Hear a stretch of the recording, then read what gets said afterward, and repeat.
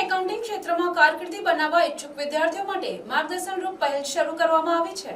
ખાસ કરીને ધોરણ 10 અને 12 બાદ કયા કોર્સો પસંદ કરવા, કયા ક્ષેત્રમાં વધુ તકો ઉપલબ્ધ છે અને ભવિષ્યમાં કેવી રીતે સફળ કારકિર્દી બનાવી શકાય તે અંગે વિગતવાર માહિતી આપવામાં આવી રહી છે। વિદ્યાર્થીઓ અને વાલીઓને યોગ્ય માર્ગદર્શન મળે તે હેતુથી ખાસ ક્લાસીસની શરૂઆત કરવામાં આવી છે, જેમાં ફાઇનાન્સ, એકાઉન્ટિંગ, ટેક્સેશન, એડિટિંગ તેમજ મેનેજમેન્ટ ક્ષેત્ર સાથે જોડાયેલા વિવિધ કોર્સોની માહિતી આપવામાં આવે છે। આ ક્લાસીસમાં ગુજરાત તેમજ મુંબઈમાં ઉપલબ્ધ વિવિધ કોર્સો અંગે માર્ગદર્શન આપવામાં આવી રહ્યું છે, જેમાં CA, CS, સીએમએ, BCom, BBA, MBA સહિતના કોર્સો તેમજ તેના ભવિષ્યના સ્કોપ અંગે નિષ્ણાતો દ્વારા સમજણ આપવામાં આવી રહી છે।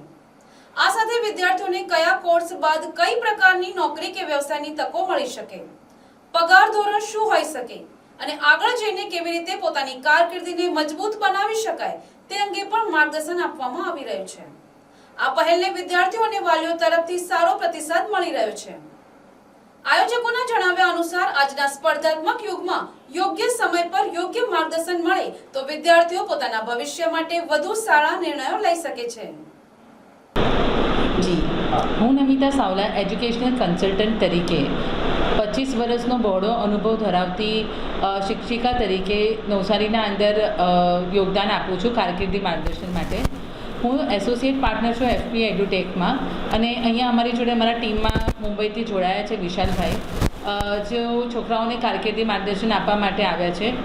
Over to. સો નમસ્કાર દર્શક મિત્રો, હું વિશાલ પટેલિયા મુંબઈ રહું છું। નમિતા મેમ મને અહીંયા ઇન્વાઇટ કર્યો છે। અમે એકચ્યુઅલી સેમિનાર લઈ રહ્યા હતા, તમે ક્વેશ્ચન્સ કરેલો 12 અને 10th પછી શું માર્ગદર્શન લેવું જોઈએ, કોર્સ કયા છે છોકરાઓ માટે। સો સ્પેસિફિકલી 10th પછી તો તમારી પાસે કોમર્સ, સાયન્સ અને આર્ટ્સની લાઈન છે, બટ 12th પછી there are so many options, ઘણા બધા ઓપ્શન્સ અવેલેબલ છે કોમર્સ ફિલ્ડની અંદર। સ્પેસિફિકલી અગર વાત કરીએ તો જેમાં ફાઇનાન્સ અને અકાઉન્ટિંગના કોર્સીસ થાય છે।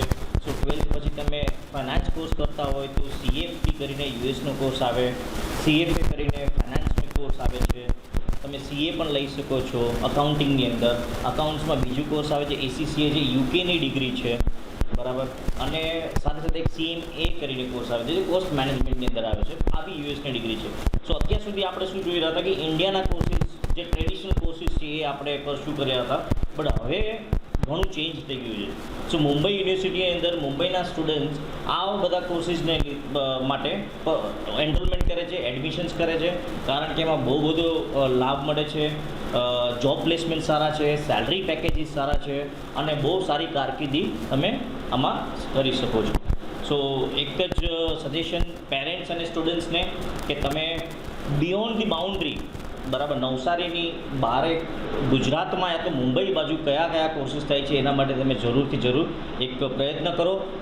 તમારે કંઈ પણ વિગત જોતી હોય તો નમિતા મેમ અહીંયા છે, અમે એફપી એજ્યુટેક મુંબઈથી આવીએ છીએ, તમે કોન્ટેક્ટ નમિતા મેમનો કરી શકો છો। નમિતા મેમ મારી સાથે કોન્ટેક્ટ કરાવી શકે છે। સો કંઈ બી કાઉન્સેલિંગ, કંઈ પણ જાતનું નોલેજ યા ઇન્ફોર્મેશનની જરૂર હોય આવા બધા કોર્સીસ માટે, ફાઇનાન્સ અને એકાઉન્ટિંગ માટે, તો તમે ડેફિનેટલી નમિતા મેમને કોન્ટેક્ટ કરો અને એફપી એજ્યુટેક સાથે જોડાઈ શકો છો। આભાર। હાલમાં જે વાલીઓ છે, પેરેન્ટ્સ, એ ખૂબ ચિંતામાં હોય છે અને ખાસ કરીને વાલીઓમાં એક મગજમાં ગ્રંથિ બંધાઈ જતી હોય કે ભાઈ મેડિકલ લાઈન હોય કે એન્જિનિયરિંગ હોય એમાં જ એ જ કોર્સમાં મૂકવા જોઈએ, તો એના સિવાયના ઘણા બધા કોર્સીસો છે, કેટલાક વાલીઓને ખબર પણ હોતી નથી। ડેફિનેટલી સાચી વાત છે, ઘણા વાલીઓને નહીં, આઈ થિંક હું એમ કહીશ કે બહુ બધા શું છે એમાં વાલીઓનો બી કોઈ પ્રોબ્લેમ નથી, એમાં એનો બી કંઈ વાંક નથી, જનરેશન ટુ જનરેશન ગેપ આવે છે અને એમાં ઘણા બધા ચેન્જીસ આવી રહ્યા છે। એજ્યુકેશન ઇન્ડસ્ટ્રી બહુ બધી ચેન્જ થઈ ગઈ છે, રાઈટ નમિતા મેમ? સો સાયન્સ ફિલ્ડની અંદર, કોમર્સ ફિલ્ડની અંદર બહુ બધા કોર્સીસ નવા ઇન્ટ્રોડ્યુસ થયા છે, એઆઈનો જમાનો છે, બરાબર છે, તો એ હિસાબે ઘણું બધું ચેન્જીસ આવે છે। ઘણાને ફિયર પણ છે કે એઆઈને લીધે આગળના શું કોર્સીસ કરશું, જે ટ્રેડિશનલ કોર્સીસ છે એમાં કંઈ એઆઈને લીધે જોબના ઇસ્યુઝ તો નથી ને? કે ધંધામાં કોઈ બીજો ઇસ્યુઝ તો નહીં આવે ને, તો એવા બધા ઘણા પ્રશ્નો વાલીઓની બી છે, સ્ટુડન્ટ્સને બી નથી સમજાતું. તો એના માટે એક કરિયર ગાઈડન્સ કે જે કારકિર્દી માટે તમને કંઈ પણ માર્ગદર્શન જોતું હોય તો એમની જરૂર સલાહ લેવી જોઈએ, એ મારું સજેશન રહેશે. અને ઘણા બધા બાળકોને એવી ખબર નથી કે 11-12 સાયન્સ કર્યા પછી પણ એ કોમર્સના અમુક કોર્સીસ લઈ શકે છે.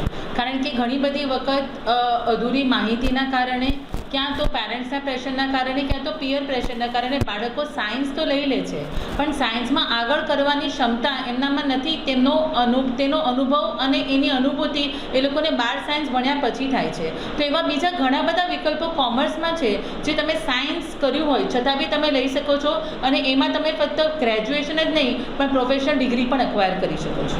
તો એનું બી અમે માર્ગદર્શન આપીએ છીએ. ધન્યવાદ. Bureau report, NTC news, Navsari.